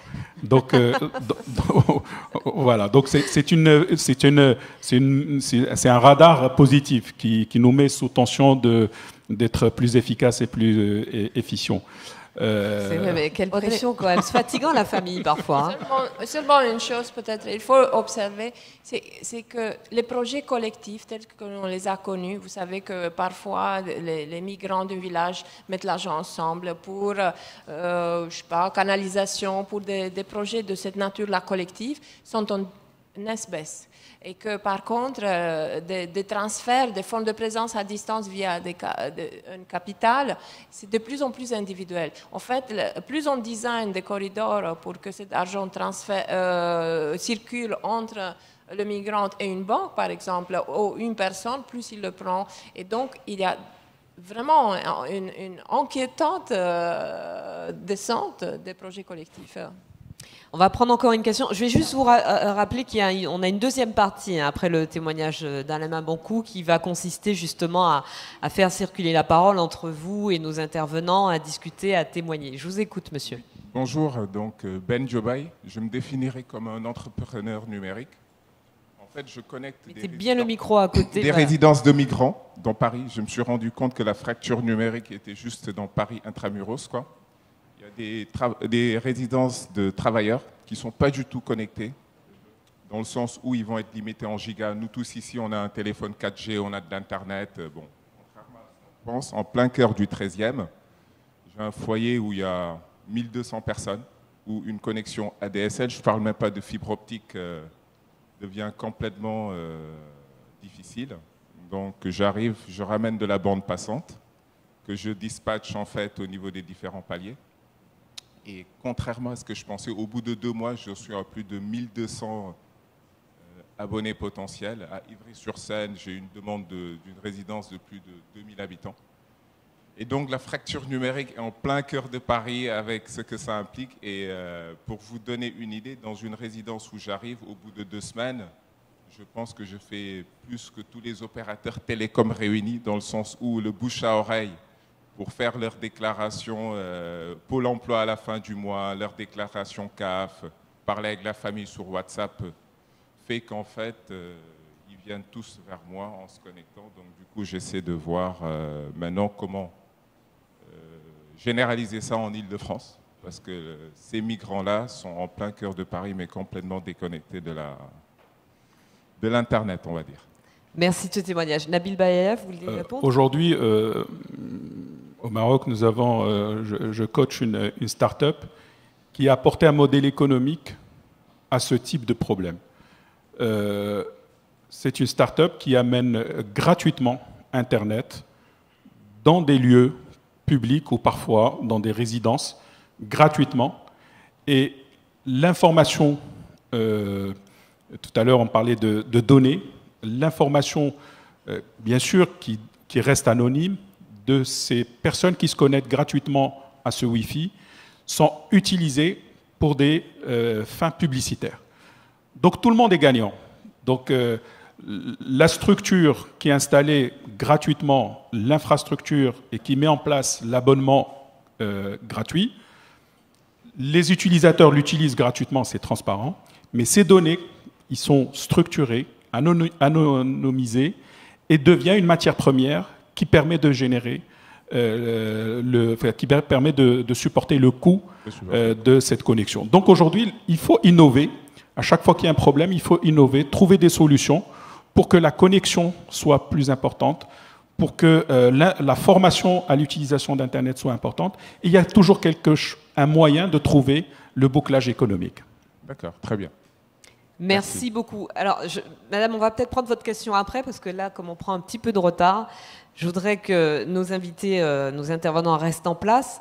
Je voudrais qu'on accueille Alain Mabankou, qui va nous apporter son témoignage. Et ensuite, vous aurez la possibilité de reprendre la parole. Merci de nous rejoindre, Alain Mabankou, et merci de l'applaudir.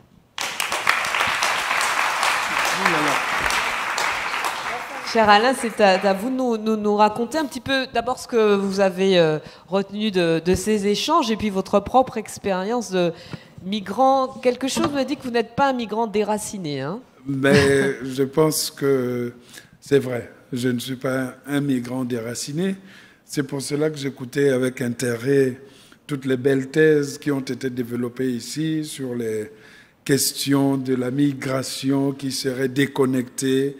Mais en même temps, je retiens de tout ça aussi que la présence est devenue pratiquement même envahissante, puisqu'on ne peut pas échapper à ce qui se passe là-bas. Ils savent ce qu'on fait, nous savons ce qu'ils font.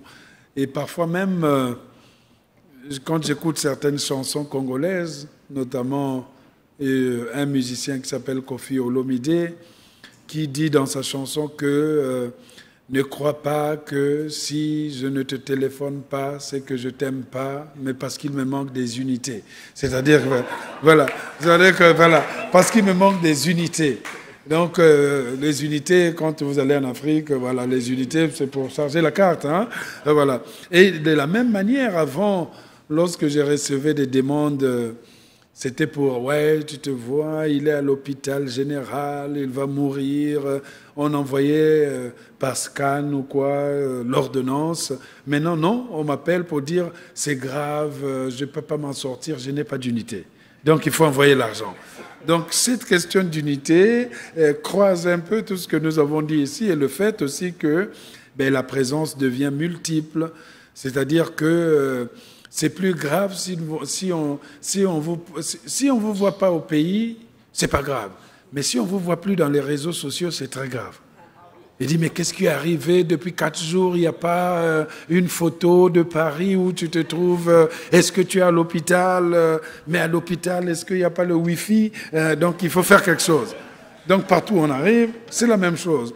Dès qu'on vient quelque part, même s'ils viennent vous rendre visite enfin en France, la première chose, où est-ce que je peux me connecter pour avoir justement ce Wi-Fi? Donc, c'est pour cela que ça m'a donné l'opportunité d'écouter tout cela. Et en plus, il y a d'autres situations que j'ai eu à marquer ici.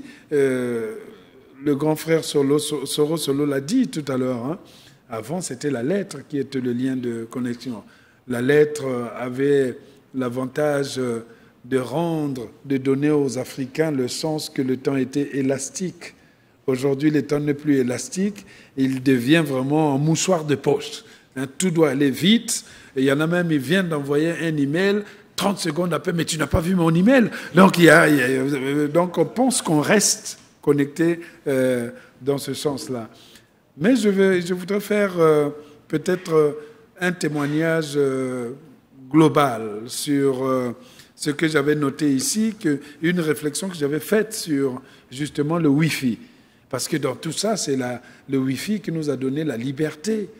Le Wi-Fi qui a fait que le monde peut-être semble plus bizarre pour nous. Je pense par exemple, lorsqu'on regarde autour de nous ici, vous êtes en train de pianoter, on se demande comment ça se passe. Donc, ce que je notais ici, nous sommes dans une période où le fil, en tant que tel, devient de moins en moins utile. Ça ne sert à rien à la rigueur, mais parfois à notre plus grand désespoir, puisque je l'ai appris par rapport à la conception qu'avait mon oncle même du téléphone avec fil et qui se méfiait justement de tout ce qui est Wi-Fi. Donc aujourd'hui, fini le temps où on s'en mêlait les pieds avec des raccordements qui étaient sous la table, entre deux pièces et parfois au milieu du salon, vous étiez là. Aujourd'hui, ces moyens de communication qu'on nous présente ici auront donc atteint l'âge de l'invisibilité. Moins on est visible en matière de Wi-Fi, plus on est efficace, fidèle. Et d'ailleurs, c'est l'appellation même du mot Wi-Fi, c'est-à-dire wireless fidelity, c'est-à-dire la fidélité en sans fil, en quelque sorte. L'Internet, donc, qui est là, son fil, va incarner l'efficacité, la fidélité, la fiabilité, la vitesse, l'aspect même pratique de la chose. Bon, il ne resterait plus dans nos esprits que des expressions du genre, puisque comme il n'y a plus de fil, ça sert plus à rien de dire « je vais vous passer un coup de fil ». Puisqu'il n'y a plus de fil, on est en train de téléphoner avec un portable. Passer un coup de fil, bon, ça ne sert plus à rien. Ou bien avoir quelqu'un au bout du fil. Vous avez votre élément, on dit ben, « je l'ai eu au bout du fil, il n'y a pas de fil ». Ou bien alors suivre le fil de la pensée. Mais non, on ne suit plus le fil, il n'y a plus de fil. Ou alors de fil en aiguille. Mais il n'y a pas de fil, pourquoi vous pouvez utiliser ou de donner du fil à retordre. Il n'y a plus de fil, ça ne sert à rien. Ou bien ne tenir qu'à un fil. Il n'y a plus rien, ça ne sert à rien. Suivre le fil de sa vie. Non, il n'y a plus ça. Mais maintenant, que va-t-il arriver d'ailleurs si nous ajoutions, on change ces mêmes expressions pour ajouter sans fil. Ça va donner dans le genre, passer un coup sans fil, voilà, avoir quelqu'un au bout du sans fil, suivre le sans fil de la pensée, ou bien de sans fil en aiguille, parce que c'est bien, ou bien cousu de sans fil blanc, ou ne tenir qu'à un sans fil. Donc c'est possible. Mais est-ce que aujourd'hui on a encore le droit de faire par exemple l'éloge du fil sans pour autant être taxé d'hommes des cavernes de l'époque jurassique? Le fil, et pourtant, ça a sauvé des vies. Le fil que vous voyez là, il en a peut-être aussi retiré, parce que quand les gens se pendaient, c'était toujours, ils prenaient un fil. Les idées des pendaisons, on le sait, sont plus vieilles que notre histoire. Mais bon, soyons positifs, parce que le fil a tout de même permis à certains de sortir des situations les plus compliquées. Je pense par exemple à la pauvre Ariane, qui était l'amoureuse de Thésée. Elle avait eu l'idée de lui fournir un fil afin de le tirer du labyrinthe. L'ingratitude de Thésée qui s'ensuivit ne nous fera pas perdre le fil de notre pensée, le sans-fil de notre pensée. Le monde, d'ailleurs, donc, est un vaste labyrinthe qu'on ne voit pas. Si vous imaginez tout ce qui se passe ici, les fils qui s'en mêlent, il y a un labyrinthe qu'on n'est pas en train de voir. C'est la toile qui le prouve de plus en plus. Et donc, afin de ne pas nous perdre, le fil nous rassurait. Sans fil, nous nous demandions, mais d'où viennent les informations? Comment arrivent-elles? Qui veille à leur circulation? Où se situe la borne Wi-Fi qui, dès que notre ordinateur entre dans la zone de réception, nous connecte au monde? Est-ce que quelqu'un d'autre nous lit avant que les messages ne nous parviennent? On nous cache tout, on nous dit rien, aurait peut-être chanté notre ami Jacques Dutton. Et puis, il y a cette armée de wifistes que nous sommes même dans la salle ici. Ce sont en fait les nouveaux migrants. Il y en a qui disent, oui, mais les migrants, mais nous-mêmes, nous sommes les migrants. Qu'est-ce qu'on va faire ailleurs par notre Internet? Donc, on va ailleurs, voilà, mais on se dit les migrants. Mais nous sommes tous des migrants. Nous sommes une armée de wifistes et nous sommes les nouveaux migrants. On peut oublier ses chaussures et sa brosse à dents, surtout pas le téléphone portable ou l'ordinateur. Quand on s'élève, c'est ça qui nous permet d'aller dans le pays de l'autre. Tous leurs bagages, tous nos bagages sont à l'intérieur de ces petits éléments que nous avons. Nous sommes des voyageurs avec beaucoup de bagages. Il faudrait d'ailleurs qu'on songe à faire payer les kilos très excédents qui sont invisibles à cause de la révolution justement du sans-fil. Au moins avec le fil, on voyait que, ben, dis donc, il y a eu du boulot. Là, bon, là, on n'est pas encore au point. On va essayer d'enlever ce fil-là et ça ira. Et les nouveaux migrants prennent d'assaut les salles d'attente des aéroports, les gares, les terrasses, les encoignures de café, pour peu qu'il y ait justement cette connexion Wi-Fi qui se trouve là. Et en vérité, ils ne le savent pas, ils sont cernés à l'aide du sans-fil barbelé. C'est ça, les frontières qui sont là. Hein, si vous n'êtes pas connecté, c'est comme si on vous a fermé au monde. C'est ce qui arrive à cette jeunesse africaine qui m'écrivait pendant que lorsque les présidents de la République voulaient changer des constitutions ou faire leur coup d'État, on commençait par éteindre la lumière, c'est-à-dire tout l'Internet. Parce qu'on sait maintenant qu'aujourd'hui, c'est difficile d'être dictateur. Aujourd'hui, on voit tout. Avant, tu faisais tes massacres de ta population, tu les enterrais tranquillement, tu venais en France en costume, on ne voyait rien. Mais aujourd'hui, tout de suite, les mouvements Y en a marre, balai de la République, ils font des révolutions. C'est pas normal pour les dictateurs. Il faut faire quelque chose. Les pauvres ne peuvent plus faire de la dictature à cause de la révolution du numérique. Et lorsqu'on loue, par exemple, une chambre d'hôtel, ça arrive, ce n'est pas la fenêtre qui donne sur la mer ou le confort qui nous intéresse. Même pas l'accès aux chaînes câblées. Une seule question tracasse surtout beaucoup les Américains. Est-ce que l'hôtel a un réseau local, Wi-Fi ou quelque chose à haut débit? C'est important. Et puis, s'il n'y a pas, on dit comment ça vous n'en avez pas? Il fallait me le dire. J'ai apporté mon ordinateur. Bon, est-ce que l'hôtel d'à côté a le Wi-Fi? Vous savez, les wireless, fidélité, tout ça. Oui, il en a. Mais bon, les chambres coûtent plus cher. Tant pis, j'annule chez vous et je vais chez eux. Parce que c'est là qu'il y a la connexion au monde, la possibilité d'aller loin. L'autre fois, par exemple, il n'y a pas longtemps, j'ai eu mon oncle au bout du sans-fil. Je sentais par sa voix tremblotante que l'âge s'acharnait de plus en plus sur lui. Mais sa passion pour la pêche m'a toujours intrigué. Il m'a dit, je lui ai demandé, mais tonton, tu vas toujours à la pêche? Il dit, mais bien sûr. Et j'ai poursuivi, mais tu sais, tonton, bientôt, tu pourras pêcher sans fil. Hein? Il y a eu un silence. Je l'ai entendu tout sauter, puis il a haussé tout d'un coup le ton. Qu'est-ce que tu me racontes là? Hein? La pêche sans fil, et ma canne servira à quoi? Hein? Et puis, soyons sérieux, que deviendront les poissons? Il y en a marre. Est-ce qu'on leur a demandé leur avis à eux, les poissons? La pêche sans fil, c'est encore un truc des Américains. Tu devais rentrer au bercail pour se ressourcer. L'Amérique ne te réussit pas.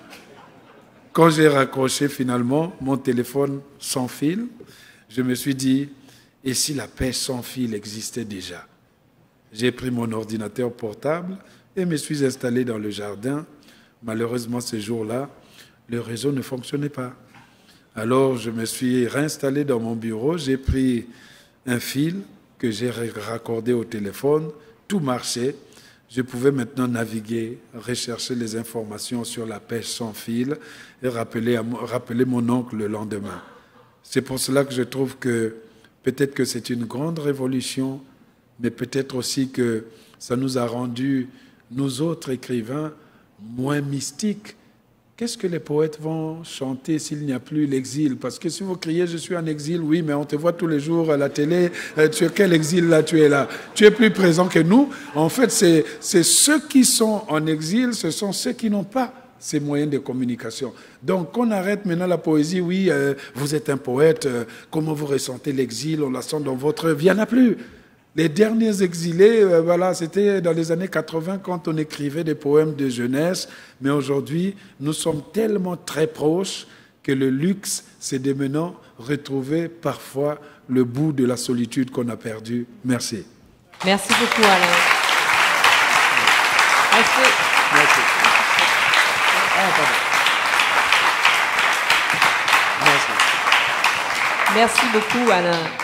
Alors, il y a quand même des fils, mais ils sont invisibles. Il y a des fils de cuivre dans nos téléphones. Oui, tout à fait. Et puis, il y a des câbles transatlantiques sous la mer.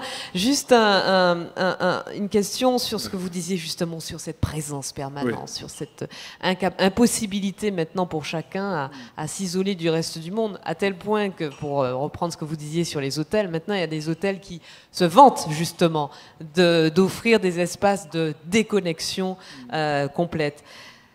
On part justement de son pays d'origine parfois par choix, pas forcément par obligation économique, pour fuir la guerre, pour fuir des persécutions, pour fuir la misère, ou pour aller chercher la prospérité pour la famille restée. On part parfois parce que, justement, on voudrait couper le lien, au moins un moment, avec l'influence familiale, avec la culture d'origine. On voudrait se projeter dans autre chose.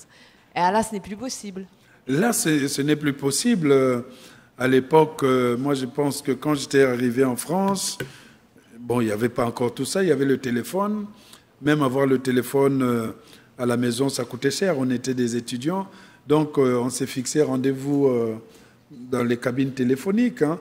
La première fois que j'ai reçu le coup de fil de ma mère, venant du Congo, j'ai vu qu'il y avait quelqu'un, j'ai dit « Allô ?» Au lieu de dire « Allô, c'est mon fils », non, il dit « Allô, c'est la France ?» Donc, il avait l'impression de parler le général de Gaulle qui appelle la France, quoi. « C'est la France ?» J'ai dit « Oui, mais c'est moi, ton fils. »« Oui, mais est-ce que c'est la France ?» Je dis « Oui, c'est la France. » Donc, comme elle n'est pas allée à l'école, elle ne comprenait pas. Elle dit « Bon, déjà, si on téléphonait l'oncle qui est dans le quartier, oui, mais comment on peut téléphoner celui qui est très loin de l'autre côté ?» Et j'ai eu d'autres, récemment même, hein, il vient d'avoir... enfin un ordinateur que je lui avais offert. Il me dit, oui, je ne peux pas t'envoyer un email parce que tu es en France. Parce que comme j'habite aux États-Unis, il dit, bon, comme il a bougé, il ne peut pas l'avoir. Donc, quand tu retourneras, je t'écrirai un email. Donc, il y a peut-être aussi la culture qu'on est en train de voir. On semble dépaysé, on semble loin, mais on est proche. Et cette proximité, même pour le créateur, parfois, il faut savoir jongler avec cela. Aujourd'hui, si par exemple, quand vous allez sur les réseaux sociaux, dès que vous vous connectez, je ne savais pas ça, mais je t'ai vu en ligne, là, pourquoi tu ne m'as pas répondu? Donc du coup, c'est pour ça que je ne vais plus trop au Facebook, je reste au moins sur Twitter, on ne sait pas si je suis connecté, on voit seulement les choses venir, mais dans Facebook, dès que vous vous mettez, je ne sais pas où est-ce qu'il faut aller bloquer pour qu'on ne me voit pas, mais bon, moi, je n'aime pas trop bloquer, je bloque et puis je critique les dictateurs, ce n'est pas bon, donc je laisse ouvert. Mais chaque fois, dès que ça ouvre, il dit « Oui, mais tu viens d'être connecté. » Et là, vous avez 45 000 personnes qui vous écrivent au même moment. Donc, il y a trop il y a plus de probabilités qu'on ne réponde pas. Dans une page d'un écrivain, si vous avez 25 000 personnes, dès que vous vous connectez, même s'il y a 300 qui au même moment vous disent... En plus, ils disent « Bonjour, grand frère ». Alors, il a été gentil. Dès qu'on dit « Bonjour, grand frère », il y a 4 déjà aussi. « Bonjour, grand frère, bonjour, grand frère ». Donc, je copie, je colle, je copie, je colle, je copie, je colle. Et au bout d'un moment, non, je quitte. J'ai dit « Je suis parti ». Voilà. Et le plus souvent, j'ai dit « Bon, ce n'est pas le grand frère, c'est celui qui s'occupe de son site. Mais en fait, c'est moi-même. » Mais ne le dites pas aux autres. Hein. Merci beaucoup, Alain Mabanckou. Merci beaucoup. Merci beaucoup.